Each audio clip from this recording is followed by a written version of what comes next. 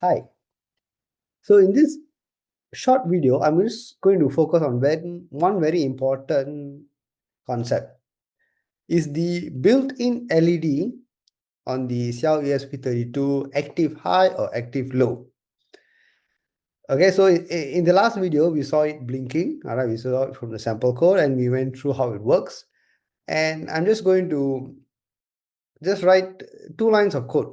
All right, and we're going to explore this. All right, so the first thing, of course, we have to configure the LED built in as output. And what I'm going to do is I'm going to say digital write, okay, LED built in as high. Okay, and we are going to run this code now onto the board. And we're going to see what happens. Okay, so as you can see down here, all right, we have the code compiling. As I said before, ESP32 always takes a bit more time, all right, compared to maybe just the Arduino Uno or Nano, something like that. So let's observe. So you can see down here the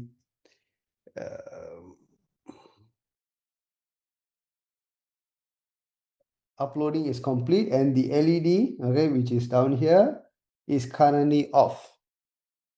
Okay, so when I write a high, the LED is off.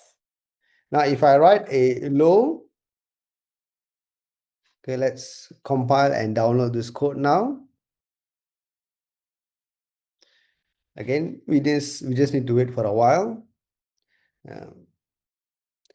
And once it is done, all right, we will be able to observe on the LED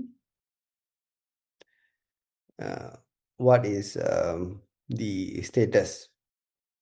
All right, so compilation is done and now it is uploading the code. Okay, now it is completing the reset and now you can see that the LED is on. So this tells us that the onboard LED on the XIAO ESP32S3 is actually an active low LED. Okay, active low LED. When I write a logic low, the LED lights up. Now, the task that I'm giving you is to find the schematic for the XIAO ESP32S3, go through the schematic and tell me exactly where, okay, or how you can relate this to the actual circuit design or schematic that you have. Because this is very important, correct? Because as embedded engineers, we don't just write code. We must always write code that matches the hardware that we're dealing with. Okay, so this is a very simple example, but you have to do it to make sure you really understand the process of going through the schematic, understanding the electrical design, and making sure that the firmware that you write matches that design. All right, so this is your task, and good luck with that, and I will see you soon in my next video. Bye.